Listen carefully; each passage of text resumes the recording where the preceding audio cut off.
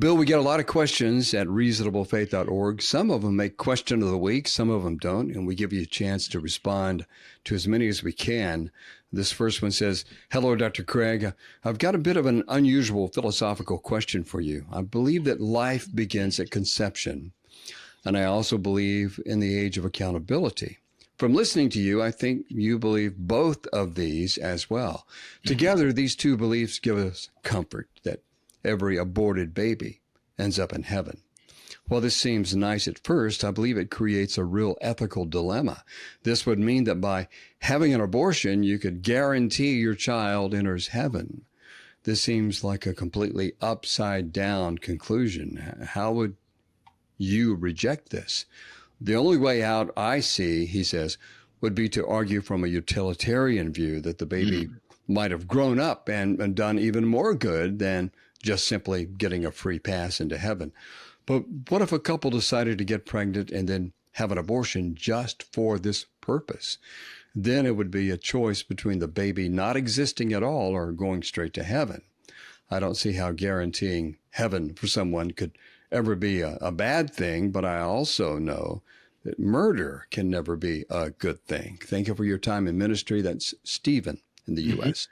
I don't think there is an ethical dilemma here, Stephen, because our moral duties are determined by God's commandments, and God has commanded us, "Thou shalt not murder." So even though it would be better for someone to die and go to heaven, that doesn't mean that you are morally permitted to take that person's life. You would be committing a violation of God's commands and therefore a serious transgression. So the answer is not from a utilitarian point of view. That is what's causing your problem, is you're thinking of it as a utilitarian, and it would be good for the child to go to heaven. But you shouldn't think like that. You should think on the basis of a deontological view of ethics, that you have certain moral duties to fulfill. These are established by God's commandments, and therefore you are morally obligated to do what God commands. Next question. "Hello there, Dr. Craig. I have an atheist friend of mine who used to be a Christian but has now left the faith. He said, quote, that you cannot prove the resurrection without presupposing the supernatural, since it's impossible for a miracle to happen in a natural world. You have to prove a theist world exists before you can even talk about the resurrection of Christ. End of quote there. So my question boils down to how do I answer this objection? Many thanks for the app and the great books." That's Levi in the U.S. Okay. I would say to Levi that I do think proving the resurrection of Jesus is the best explanation of the facts is immeasurably easier if you first prove that the supernatural is real. And therefore, before doing your Christian evidences, you need to do your natural theology. Present arguments like the argument from contingency, the kalam, cosmological argument, the argument from the applicability of mathematics, the fine-tuning argument, the moral argument, the ontological argument, and you build a solid case for theism.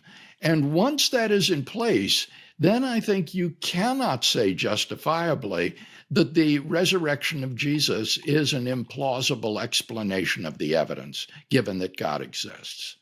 Next question. "Dr. Craig, I've been a fan of your work for many years now, and I think, given your dual degrees in philosophy and theology, you're in a perfect position to answer this question. Do you think the average Christian today is more deficient in philosophical knowledge or in theological knowledge?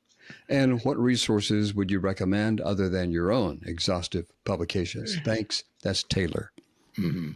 Well, I think that Christians would be more deficient in their philosophical knowledge than theological knowledge. And the reason for that is that most Christians, through attending church and hopefully their own devotional reading, have some acquaintance with the Bible and therefore have some theological knowledge, but they have very little exposure to philosophical thought. So I do think that they are more deficient in philosophical knowledge. But if you were to ask me which of these is more important to have, I would say unequivocally theological knowledge is more important to have. That's what you need to learn first and foremost, and then philosophical knowledge after that. A good book, I think, on theology would be Know the Truth by Bruce Milne. It's a very nice survey of Christian doctrine that surveys the various loci or themes of theology from various confessional perspectives, like Catholic, Lutheran, Reformed, Methodist, and so forth. Philosophically, I can't think of anything better than Philosophical Foundations for a Christian Worldview, which is a publication of Dr. J.P. Moreland and myself. Next question. Dear Dr. Craig, I really admire your work and the life you have lived. Your thoughts and beliefs on God, time, ontology, and evolution have influenced me profoundly, and I cannot thank you enough. I recently read your work in Quest of the Historical Adam, and I found your argument for classifying the first 11 chapters of Genesis as mytho-history very compelling. I was excited to share this theory with some elders in the church I was attending.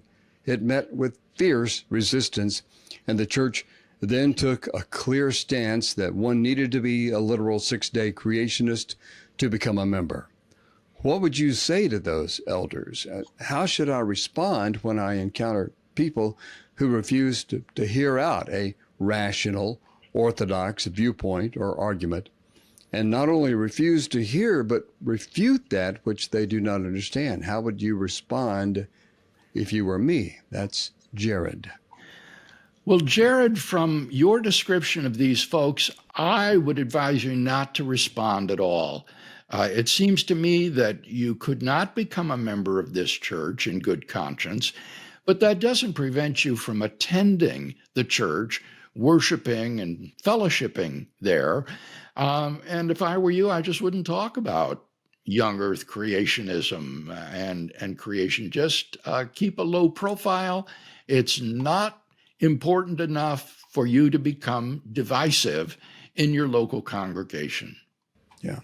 I would say to Jared as well, if you're going to be presenting Dr. Craig's book to the elders, take some donuts or something. So next question. I'm curious, Dr. Craig, why demons are described in the Bible as wanting or possibly needing a host. For example, in Mark 5, where the impure spirits begged Jesus to not send them out of the area, but instead they preferred to be sent among the pigs. Donald in the U.S. I don't know the answer to this question, Donald. That's a great question. And all I can say is that perhaps by inhabiting the body of a person, this gives them a vehicle for acting in the world that they would not otherwise have. That would be the best answer that I could give to the question. Next question. Dear Dr. Craig, I have a question about divine providence and the nature of the best possible outcome, both individually and corporately. For years, my family prayed earnestly for our daughter, Sophia, to be admitted to a very good private Christian primary school here in secular Germany. Admission is extremely limited. Unfortunately, Sophia was not selected, but was put on the waiting list. Still, we took comfort in the thought that this was ultimately in God's hands, and he had a good reason for allowing it. At the time, I believed, and still believe, that while it may not have been the optimal outcome for Sophia personally, that it could still have been the best overall outcome from a broader societal perspective. Perhaps another child needed the place more or would have a greater impact in the future. In other words, God may ensure the best possible outcome corporately, even if not every individual receives what would have been best for them in isolation. Mm-hmm. My friend Gabriel disagrees with my following belief. Maybe for a certain individual, namely Sophia, It was not the optimal outcome, and her life would have turned out to be better if she had been accepted. My friend Gabriel is convinced that God's decision not to grant Sophia a place at the school was not only the best possible outcome for humanity as a whole, but also the best possible outcome for each and every individual, including Sophia. My friend points to Romans 8:28, and we know that God causes all things to work together for good to those who love God. And understands this verse in the context of comprehensive divine providence. So that's where we disagree. Who's right? Is it coherent to say that God's providential plan ensures the best outcome globally, even if some individuals experience less than optimal personal outcomes? And as a postscript, he says, in a surprising turn of events, a child dropped out at the last moment, and Sophia was admitted after all. A wonderful and humbling reminder that God does hear our prayers. Thank you for your ministry, which had a significant impact on my faith journey. Michael in Germany. Yeah, I agree with you, Michael, not with Gabriel. I see no reason at all to think that God's providential plan has to include the very best thing, the optimal outcome for each individual. Rather, it is a global plan, and it may well require suffering on the part of certain individuals. Look at Jesus as the perfect example. You could hardly say that being crucified was optimally good for him. And certainly many other persons have experienced horrible suffering and loss in this life. But in God's providence, these deficits on a personal level can redound to his overall providential plan for human history, especially if God's aim is to actualize a world in which the optimal number of people would freely come to know him and find salvation.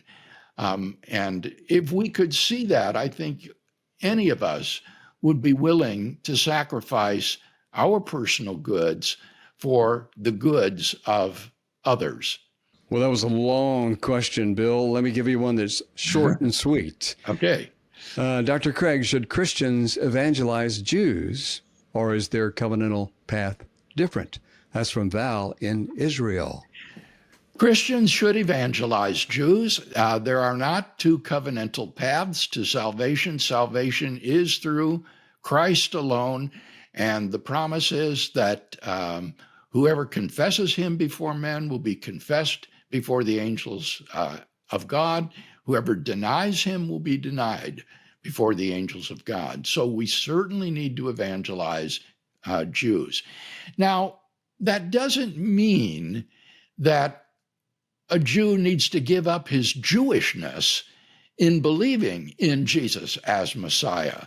There are many Messianic Jews who are Jewish. They continue to observe the law. They follow Jewish forms of religiosity and so forth. They are Jewish, but they believe that Jesus is the Messiah. So they would be very similar to some of the earliest Jewish believers in Jesus before Christianity spread to the Gentile world.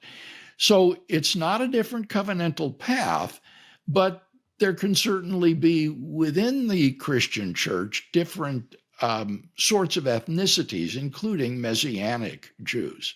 This next question is from Singapore. Hi, Dr. Craig. I've just ministered to a German friend who has abandoned the Christian faith last October. His reasons are as follows. Number one, God can be described with attributes such as omnipresence, omnipotence, goodness. Number two, God cannot choose to not be omnipresent, omnipotent, and good. Number three, these attributes precede him, and God cannot free himself from them. Number four, God therefore cannot be the greatest possible being. Number five, in addition, does God even have a personality at all, or is he dictated by those personalities or attributes. Number 6, it is therefore more probable that the universe came to be by attributes rather than by a personal creator. I've sensed multiple flaws in this argument. I'm just not sure how to craft a coherent response. He says, I believe the flaws as follows. 1, just as a circle is round, God's attributes, such as his omnipresence, omnipotence, goodness, are part of his ontology. If God calls himself by those attributes, have those attributes necessarily bound him? Let me interrupt, Yeah. Kevin, at this point and take the questions one at a time. Okay. I think that the response here is absolutely correct. The idea that God cannot be the greatest possible being because he has all of these essential attributes is obviously false. And so he should challenge the inference to step 4 in the argument. And number 2, attributes themselves are immaterial and therefore cannot create material objects. Only material beings can create material objects. My friend did ask, though, if a mind being such as God is material at all. Perhaps my word choice of material has not been adept here. Yes, I think that's exactly right. The intent of the response is correct, but he should have used the word abstract and concrete rather than material and immaterial. An abstract object cannot create a concrete object. And therefore, God cannot be just a set of attributes or properties. He must be a concrete being in order to create the world. So I think this fellow from Singapore is very astute, and I applaud his analysis. Next question. Dear Dr. Craig, I just read what your book, Philosophical Foundations, says about the Trinity and was not fully satisfied, so I turned to reasonable faith and was surprised not to find a fuller treatment there. Philosophical Foundation says, quote, if God is perfectly loving by his very nature, he must be giving himself to another, end of quote. And that other must be a non-created person. This strikes me as both plausible and promising, but I don't see what if it takes us beyond a second person, the beloved. I found something online saying that the third person is the love relationship between the first two persons, but I find persuasive your argument that a relationship cannot be a person. But it also seems to me that the second person must love the first person, so that if the loving relationship were the third person, then we'd have a fourth person for the relation of love of the second person to the first. Bill, I don't know if I'm following here. You want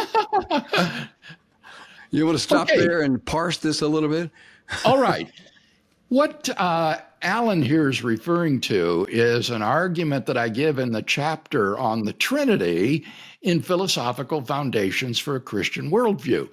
The Trinity is typically regarded as a doctrine that does not belong to natural theology. It cannot be proved on the basis of reason alone, apart from authoritative divine revelation. We believe in the doctrine of the Trinity on the basis of scriptural revelation. And I think that's true. But I suggest that there is what I call a plausibility argument that many Christian philosophers have argued that makes it plausible to think that there are multiple persons in God.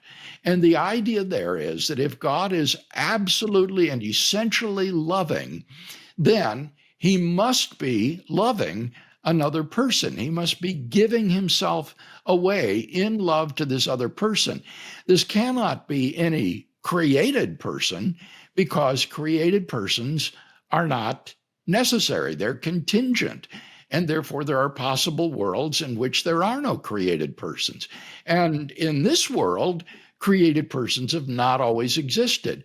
So this makes it plausible to think that within God himself, there are multiple persons. Now, Alan is right. This doesn't go beyond two persons. I don't know a good argument for saying that God must be tri-personal, but this is sufficient to refute all forms of Unitarian theology, whether it be Islam or deism or forms of Unitarianism or Jehovah's Witness or other cults, because it does show that God must be multiple persons. Next question. Dr. Craig, why do some people think that a micromanaging, deterministic God would have more glory than a God that creates creatures with free will and still fulfills his plan? A deterministic universe wouldn't be different than the fictional worlds that we humans create, right? Fictional good guys have no choice but to be good guys. How could we be morally responsible for our actions if determinism were true? That's Amy in the U.S. I agree wholeheartedly with Amy here. When I was a boy, I used to play with toy soldiers, and I would set up these battlefields on the floor of the room with all of these soldiers and forts and tanks and things of that sort. And these were all determined by me. They had no agency, no freedom to do anything. It was all a game. And on this sort of universal, divine, causal determinism, we are just like those toy soldiers on the board. And it does seem to me that it makes human existence meaningless and utterly trivial. So I think that God is much greater if he can achieve his providential purposes through the agency of free creatures than if he has to determine them to do what he wants. A God who has to determine the creatures in order to arrive at his ends seems to me less great than one who can achieve those ends through the free decisions of persons. Here's another quick one for you, Bill. If our universe was fine-tuned for our existence, then why do creatures exist that can harm or kill humans, like alligators and lions, etc.? Mm-hmm. The fine-tuning argument says that the universe is fine-tuned for the existence of embodied conscious agents. Now, what God's plans are for those agents is a totally different subject. So what Mark is raising here is the question of natural evil. Why does God create a world in which natural evil and animal predation exists? And that doesn't do anything to undermine the fine-tuning argument. It has to do with the goodness of God and what God's providential plan is for humanity. Final question today. Dear Dr. Craig, when thinking about an immaterial God-given soul, I find the hard problem of consciousness stands out as convincing to me. However, it appears that it is commonly accepted that animals have consciousness too, which, given evolution, seems to suggest a smooth transition of greater consciousness, which seems hard to reconcile with the idea of God slowly giving the animals more and more of a soul. How do you reconcile this as a dualist? It is common to suggest that God enlightened Adam, giving him a soul, but if his ancestors were already highly conscious, how was that necessary? Levi. This is a great question, and it does seem that many of the arguments for the human soul would also apply to animals because they have phenomenal states of consciousness, like feeling pain, experiencing emotional anxiety, having intentions, and so forth. So many dualists, like my colleague J.P. Moreland, think that animals have souls. But this is not a matter of God slowly giving animals more and more of a soul. Rather, it's a matter of the soul's faculties and giving a soul greater and greater cognitive faculties. So, for example, the soul of a turtle is much more poorly endowed than the soul of a horse. And the soul of a horse is not as richly endowed in cognitive faculties as the soul of a chimpanzee. But the soul of a human being is even more richly endowed because we are rational souls. We are self-conscious persons with a first-person perspective so that we can say, I think that, in front of anything that we think, something that apparently no other animals can do. So it's not a matter of getting more and more soul.